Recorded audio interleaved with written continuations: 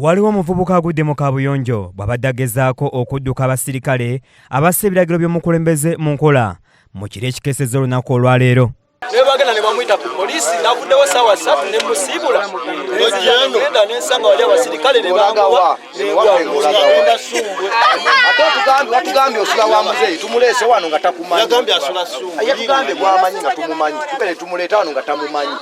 Damba Derek Zamexi yagudde mu Kaabuyonjo eya fuuti 40 mu bitundu ebya Bulaga B mu ggombolola y'e Wakiso mu disitulikiti y'e Wakiso mu kiro ekikeesezza olunaku olwayo ku ssaawa nga 3 kyokka n'abatuuze bamusanzeemu ng'obudde busaasaana.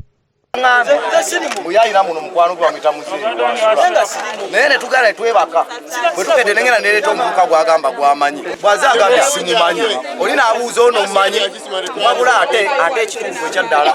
Newankubadde nga Damba Derek alumiriza nti yagudde mu Kaabuyonjo ng'abasirikale bagezaako okumugoba, abatuuze bakiwakanyiza nga bagamba nti essaawa ze yagwiridde mu Kaabuyonjo essaawa 3 obudde bwabadde bwayiseeko ddawo bwa kafyu ng'ono kirabika abadde anoonya byakubba. Bampa abavubuka baleme kutaaya kati ssaawa 3 ne 3 oba 4 ze yagwiriddemu. Ssaawa ezo tuli mu kafyu yani badde abeera waka ssaawa ezo ssaawa emu. Naye abavubuka mbagamba bagumire embeera wadde obwavu bungi embeera eriwo ffenna tugimanyi naye agumire embeera eri mu kitundu. Be babbi ba muno yabadde alabika nabyaswama n'agwayo tebagobye mugobe. Essaawa emu tusanga tugenze waka ffe tuli balalwa bannaye abaana beeyiiya kati yuno yagudde mu ttooyi okitegedde akawunga akanoonya wa neiba. Abatuuze bongerako nti mu kiseera Damba we yagwiridde mu Kaabuyonjo abatuuze okwetoola ekitundu kino babadde kye bajje babbibweko amatala gaabwe ag'ebweru kye balumiriza nti ono yagabbye ng'ayagala ekizikiza kikwate afune owaanabbira obulungi. Omu ku basitawaanya ekyalo kyaffe wala ate nga ne ku baneiba badde bamaze okubbawo balubu ez'amataala.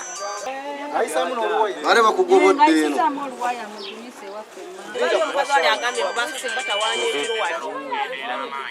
Abatuuze bagamba nti okugwa ku Damba Derek bawulidde omuntu awuganira wansi mu kinnya wabula okugezaako okumubuuza wabula nga beeyogera tebikwatagana nabo kwe kumulekayo ne bayita abakulembeze b'ekitundu abatemeza ku poliisi etuuse embagirawo. Poliisi ng'eyambibwako abatuuze ereese omuguwa okumusikayo wabula wabuuziddwa gy'ava nga beeyogera tebikwatagana ekyongedde okutabula abatuuze nga n'abamu katono bamuyiseemu empi.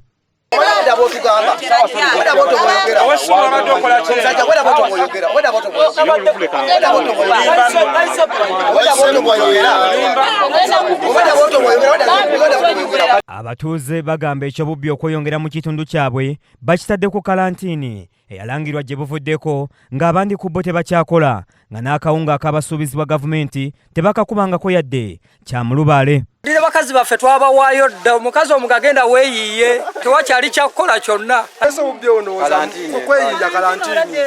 Bamwe omuvubuka n'ozadde yafuna kakulya n'agwa mu ttooya emmere tennatuuka eno emmere baani abagigabadde. Lwasonga ya njala oba wasize enjala ng'olusi baana basize bakukaabirira nga te baagala kulya okitegeera kati ng'olina okuyiiya. Ssentebe w'ekitundu ekya Bulaga B agamba nti omuvubuka ono kirabika yabadde mubbi era nga mu kiseera kino abavubuka bangi beeyambisa akaseera aka kafyu okwenyigira mu bumenyi bw'amateeka n'okusingira ddala okuyingirira amayumba g'abantu ne babbako ebyabwe. Omuvubuka yagudde mu kinnya naye tumusuubira okuba nga ayinza okuba mu kibinja ky'abavubuka batutawaanya mu kyalo muno ababbi. Weewo yagudde tewaliwo kkubo lyonna liriwo bakuba nti yeekwaza nti babadde bamugoba rediyo nenkakasa nga situufu kyayogera obawo yagudde tewali kkubo ate bonna baazibawo dda wonna wabbali. Kiza Peter yakusakidde ku lye lino ku lwa KSTV agaleero.